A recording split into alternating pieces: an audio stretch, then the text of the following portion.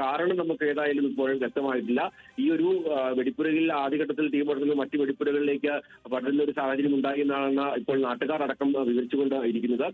ഏതായാലും എത്ര പേർക്ക് പരിക്കേറ്റിട്ടുണ്ട് എന്നുള്ള കാര്യത്തിൽ ഔദ്യോഗികമായ സ്ഥിരീകരണം ഇനിയും വരേണ്ടതുണ്ട്. സാധാരണഗതിയിൽ ഒരു 50-ലധികം തൊഴിലാളികൾ സാധാരണഗതിയിൽ ഇവിടെ ഈ ഒരു ഘട്ടത്തിൽ പണിയെടുക്കാറുണ്ട്. കാരണം ഇനി വളരെ കുറച്ച് ദിവസങ്ങളേ ഉള്ളൂ. കാരണം ഏറ്റവും ഒടുവിലുള്ള ഒരുക്കങ്ങളാണ് പൂർത്തിയായിക്കൊണ്ടിരിക്കുന്നത്. അപ്പോൾ ഏറ്റവും വർണ്ണാഭമായ കാഴ്ചകൾ എടുക്കാൻ വേണ്ടി കൂടുതൽ വിദഗ്ധരായ തൊഴിലാളികളെ എത്തിച്ചുകൊണ്ടാണ് അവസാന നിമിഷത്തെ ഈ ഒരു നിർമ്മാണ പ്രവർത്തനങ്ങളും മറ്റും നടക്കുക എന്നുള്ളതാണ് ഏറ്റവും പ്രധാനപ്പെട്ടത്.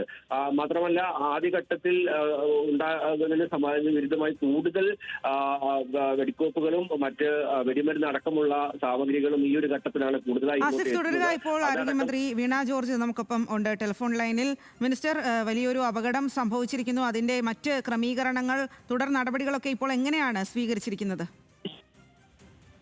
ായി സംഭവ സ്ഥലത്തേക്ക് ആംബുലൻസുകൾ ആവശ്യമായത് വിന്യസിക്കാൻ 108 ആംബുലൻസുകൾ ഉൾപ്പെടെ അത് നിർദ്ദേശം നൽകിയിട്ടുണ്ട്. അതുകൂടാതെ തൃശൂർ മെഡിക്കൽ കോളേജിൽ ആരോഗ്യ ഡോക്ടേഴ്സും മറ്റ് നഴ്സസും മറ്റ് സ്റ്റാഫ് ഉൾപ്പെടെയുള്ള ആരോഗ്യ പ്രവർത്തകര്, മറ്റ് സജ്ജീകരണങ്ങൾ, പ്രത്യേക ബെഡുകൾ ഇതൊക്കെ ക്രമീകരിക്കാൻ പറഞ്ഞിട്ടുണ്ട്, നിർദ്ദേശം നൽകി. അതുപോലെ ഓപ്പറേഷൻ തിയേറ്ററുകൾ അല്ലെങ്കിൽ പൊള്ളലേറ്റതുമായിട്ട് ബന്ധപ്പെട്ടിട്ടുള്ള ക്രമീകരണങ്ങൾ ചെയ്യാൻ പറഞ്ഞിട്ടുണ്ട്. ഇതുകൂടാതെ ജനറൽ ആശുപത്രിയിലും ക്രമീകരണങ്ങൾ ചെയ്യുന്നുണ്ട്. അധികമായി മറ്റ് മെഡിക്കൽ കോളേജുകൾ, ഇപ്പോൾ പ്ലാസ്റ്റിക് സർജൻസ്, ഓർത്തോ വിഭാഗം, അതുപോലെ സർജറി, മറ്റ് ഡിപ്പാർട്ട്മെന്റുകളിൽ നിന്ന് അധികമായി ഡോക്ടേഴ്സിനെ ഉൾപ്പെടെ റെഡിയായി നിൽക്കാനായിട്ട് പറഞ്ഞിട്ടുണ്ട്. അവരെ ആവശ്യമെങ്കിൽ അവരെ കൂടി തൃശ്ശൂരിലേക്ക് എത്തിക്കുന്നതിന് വേണ്ടിയിട്ടുള്ള ക്രമീകരണങ്ങൾ ചെയ്യുന്നുണ്ട്. മിനിസ്റ്റർ, ഈ ഒരു അപകടം നടന്ന സ്ഥലത്തേക്ക് ആരോഗ്യ വിദഗ്ധരെ ഈ ഒരു സമയത്ത് എത്തിക്കാൻ എത്രയും പെട്ടെന്ന് അവർക്ക് ഒരു ഫസ്റ്റ് എയ്ഡ് എന്നുള്ള രീതിയിലുള്ള ചികിത്സ നൽകാൻ അങ്ങനെയുള്ള നടപടികൾ എന്തെങ്കിലും ഉണ്ടോ? തീർച്ചയായിട്ടും ആംബുലൻസ് 108 ആംബുലൻസുമായിട്ട് ബന്ധപ്പെട്ട് ഫസ്റ്റ് എയ്ഡ്, നമുക്ക് തീപ്പൊള്ളൽ അല്ലെങ്കിൽ മുറിവുകൾ അങ്ങനെയാണ് സ്വാഭാവികമായി നമ്മുടെ ഈ ഒരു ഇൻസിഡന്റുമായിട്ട് ബന്ധപ്പെട്ടുണ്ടാവുക. അപ്പോ അത് കൈകാര്യം ചെയ്യാൻ അറിയുന്ന മിക്ക ആരോഗ്യ പ്രവർത്തകരും ഇതിലുള്ളവരും അതിൽ ട്രെയിൻഡ് ആണ്. അപ്പൊ എത്രയും പെട്ടെന്ന് അവർക്ക് പ്രഥമമായിട്ടുള്ള ശുശ്രൂഷ നൽകി മാത്രം ഈ പൊള്ളലേൽക്കുമ്പോൾ ഇന്റേണൽ ബേൺസ്, നമുക്ക് അവയവങ്ങളുടെ കേടുപാടുകൾ ഉണ്ടാകാം. അപ്പൊ എത്രയും പെട്ടെന്ന് ഇമ്മീഡിയറ്റ്ലി ആശുപത്രികളിലേക്ക് എത്തിക്കുക എന്നുള്ളത് ഏറ്റവും പ്രധാനപ്പെട്ട കാര്യമാണ്. അപ്പൊ അതിനനുസരിച്ചിട്ടുള്ള ആരോഗ്യ പ്രവർത്തകർ ഇതിന്റെ ഭാഗമായിട്ട് ഡ്രൈവറെ കൂടാതെ ആംബുലൻസിൽ ഉണ്ടാകും. അതുകൂടാതെ ഒരു മെഡിക്കൽ ടീം കൂടി അവിടേക്ക് എത്താനായിട്ട് നിർദ്ദേശം നൽകിയിട്ടുണ്ട്. ഇവരെ പരിക്കേറ്റവരെ ആശുപത്രിയിൽ എത്തിക്കുമ്പോൾ കൂടുതൽ വിദഗ്ധ ചികിത്സ വേണമെങ്കിൽ കൂടുതൽ വിദഗ്ധ സംഘത്തെ കൂടി ആ സമയത്ത് ഏർപ്പാടാക്കാനുള്ള സൗകര്യങ്ങളും ചെയ്തിട്ടുണ്ടല്ലോ അല്ലേ? ഇപ്പോൾ നിലവിൽ മെഡിക്കൽ കോളേജിലും ജനറൽ ആശുപത്രിയിലും ഉള്ള ഡോക്ടേഴ്സ് എല്ലാവരും തന്നെ, ഇപ്പോൾ നമുക്ക് തൃശ്ശൂരിൽ പ്ലാസ്റ്റിക് സർജറി ഉൾപ്പെടെയുള്ള മറ്റ് ഓർത്തോ സർജറി എല്ലാ വിഭാഗങ്ങളിലും വിദഗ്ധരായ ഡോക്ടേഴ്സ് ഉണ്ട്.